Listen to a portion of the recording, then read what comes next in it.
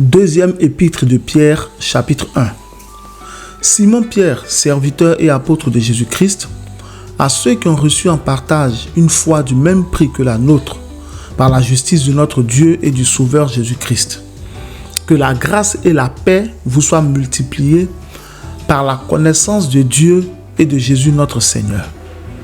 Comme sa divine puissance nous a donné tout ce qui contribue à la vie et à la piété, au moyen de la connaissance de celui qui nous a appelés par sa propre gloire et par sa vertu, lesquels nous assurent de sa part les plus grandes et les plus précieuses promesses, afin que par elles, vous deveniez participants de la nature divine, en fuyant la corruption qui existe dans le monde par la convoitise.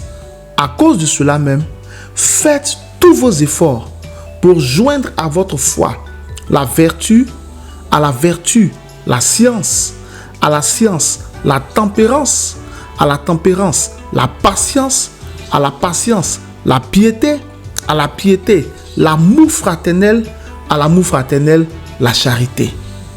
Car si ces choses sont en vous et y sont avec abondance, elles ne vous laisseront point oisifs ni stériles pour la connaissance de notre Seigneur Jésus-Christ. Mais celui en qui ces choses ne sont point est aveugle. Il ne voit pas de loin. Et il a mis en oubli la purification de ses anciens péchés. C'est pourquoi, frères, appliquez-vous d'autant plus à affermir votre vocation et votre élection. Car en faisant cela, vous ne broncherez jamais. C'est ainsi en effet que l'entrée dans le royaume éternel de notre Seigneur et Sauveur Jésus-Christ vous sera pleinement accordée. Voilà pourquoi je prendrai soin de vous rappeler ces choses, bien que vous les sachiez et que vous soyez affermis dans la vérité présente. Et je regarde comme un devoir, aussi longtemps que je suis dans cette tente, de vous tenir en éveil par des avertissements. Car je sais que je la quitterai subitement, ainsi que notre Seigneur Jésus-Christ me l'a fait connaître. Mais j'aurai soin qu'après mon départ, vous puissiez toujours vous souvenir de ces choses. Ce n'est pas en effet en suivant des fables habilement conçues que nous vous avons fait connaître la puissance et l'avènement de notre Seigneur Jésus-Christ, mais c'est comme ayant vu sa majesté de nos propres yeux, car il a reçu de Dieu le Père honneur et gloire, quand la gloire magnifique lui fit entendre une voix qui disait: celui-ci est mon fils bien-aimé, en qui j'ai mis toute mon affection. Et nous avons entendu cette voix venant du ciel lorsque nous étions avec lui sur la sainte montagne. Et nous tenons pour d'autant plus certaine la parole prophétique à laquelle vous faites bien de prêter attention, comme à une lampe qui brille dans un lieu obscur jusqu'à ce que le jour vienne apparaître et que l'étoile du matin se lève dans vos cœurs.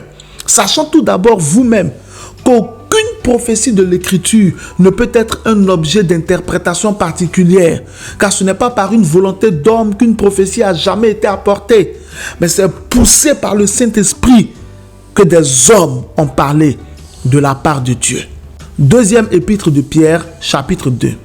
Il y a eu parmi le peuple de faux prophètes. Il y aura de même parmi vous de faux docteurs qui introduiront des sectes pernicieuses et qui, reniant le maître qui les a rachetés, attireront sur eux une ruine soudaine. Plusieurs les suivront dans leur dissolution et la voie de la vérité sera calomniée à cause d'eux. Par cupidité, ils trafiqueront de vous au moyen de paroles trompeuses. Eux que menace depuis longtemps la condamnation et dont la ruine ne sommeille point. Car si Dieu n'a pas épargné les anges qui ont péché, mais s'il les a précipités dans les abîmes de ténèbres et les réserve pour le jugement, s'il n'a pas épargné l'ancien monde, mais s'il a sauvé Noé, lui, 8e, ce prédicateur de la justice, lorsqu'il fit venir le déluge sur un monde d'impies, s'il a condamné à la destruction et réduit en cendres les villes de Sodome et de Gomorrhe, les donnant comme exemple aux impies à venir, et s'il a délivré le juste Lot, profondément attristé de la conduite de ces hommes, sans frein dans leur dissolution, car ce juste qui habitait au milieu d'eux tourmentait journellement son âme juste à cause de ce qu'il voyait et entendait de leurs œuvres criminelles. Le Seigneur sait délivrer de l'épreuve les hommes pieux et réserver les injustes pour être punis au jour du jugement.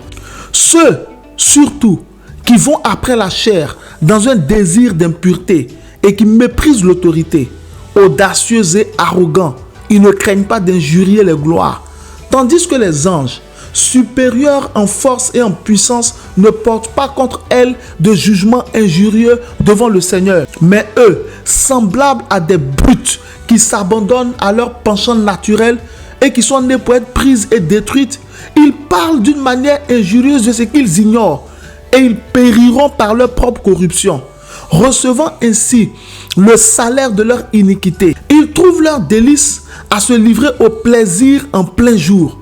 Hommes tarés et souillés, ils se délectent dans leur tromperie en faisant bonne chère avec vous. Ils ont les yeux pleins d'adultère et insatiables de péché. Ils amorcent les âmes mal affermies. Ils ont le cœur exercé à la cupidité. Ce sont des enfants de malédiction. Après avoir quitté le droit chemin, ils se sont égarés en suivant la voie de Balaam, fils de Bosor, qui aima le salaire de l'iniquité, mais qui fut repris pour sa transgression. Une ânesse muette, faisant entendre une voix d'homme, arrêta la démence du prophète. Ces gens-là sont des fontaines sans eau, des nuées que chasse un tourbillon. L'obscurité des ténèbres leur est réservée. Avec des discours enflés de vanité, ils amorcent par les convoitises de la chair, par les dissolutions, ceux qui viennent à peine d'échapper aux hommes qui vivent dans l'égarement. Ils leur promettent la liberté quand ils sont eux-mêmes esclaves de la corruption, car chacun est esclave de ce qui a triomphé de lui. En effet, si après s'être retirés des souillures du monde, par la connaissance du Seigneur et Sauveur Jésus-Christ, ils s'y engagent de nouveau et sont vaincus, leur dernière condition est pire que la première. Car mieux valait pour eux n'avoir pas connu la voie de la justice que de se détourner après l'avoir connue du saint commandement qui leur avait été donné. Il leur est arrivé ce que dit un proverbe vrai. Le chien est retourné à ce qu'il avait vomi, et la truie lavée s'est vautrée dans le bourbier. Deuxième épître de Pierre, chapitre 3. Voici déjà, bien-aimés, la seconde lettre que je vous écris.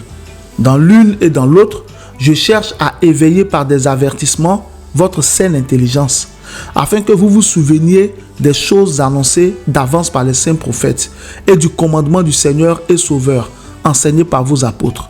Sachant avant tout que dans les derniers jours, il viendra des moqueurs avec leur raillerie, marchant selon leur propre convoitise et disant: où est la promesse de son avènement? Car depuis que les pères sont morts, tout demeure comme dès le commencement de la création. Ils veulent ignorer, en effet, que des cieux existèrent autrefois par la parole de Dieu, de même qu'une terre tirée de l'eau est formée au moyen de l'eau, et que par ces choses, le monde d'alors périt, submergé par l'eau. Tandis que, par la même parole, les cieux et la terre d'à présent sont gardés et réservés pour le feu, pour le jour du jugement et de la ruine des hommes impies. Mais il est une chose, bien-aimée, que vous ne devez pas ignorer. C'est que, devant le Seigneur, un jour est comme 1000 ans, et 1000 ans sont comme un jour. Le Seigneur ne tarde pas dans l'accomplissement de la promesse, comme quelques-uns le croient, mais il use de patience envers vous, ne voulant pas qu'aucun périsse, mais voulant que tous arrivent à la repentance. Le jour du Seigneur viendra comme un voleur. En ce jour, les cieux passeront avec fracas, les éléments embrasés se dissoudront, et la terre avec les œuvres qu'elle renferme sera consumée. Puisque donc toutes ces choses doivent se dissoudre, qu'elles ne doivent pas être la sainteté de votre conduite et de votre piété, tandis que vous attendez et hâtez l'avènement du jour de Dieu, à cause duquel les cieux enflammés se dissoudront et les éléments embrasés se fondront. Mais nous attendons, selon sa promesse, de nouveaux cieux et une nouvelle terre, où la justice habitera. C'est pourquoi, bien-aimés, en attendant ces choses, appliquez-vous à être trouvés par lui, sans tache et irrépréhensible dans la paix. Croyez que la patience de notre Seigneur est votre salut. Comme notre bien-aimé frère Paul vous l'a aussi écrit selon la sagesse qui lui a été donnée. C'est ce qu'il fait dans toutes les lettres, où il parle de ces choses dans lesquelles il y a des points difficiles à comprendre, dont les personnes ignorantes et mal affermies tordent le sens comme celui des autres écritures pour leur propre ruine. Vous donc, bien-aimés, qui êtes avertis, mettez-vous sur vos gardes, de peur qu'entraînés par l'égarement des impies, vous ne veniez à déchoir de votre fermeté. Mais croissez dans la grâce et dans la connaissance de notre Seigneur et Sauveur Jésus-Christ. À lui soit la gloire, maintenant et pour l'éternité. Amen.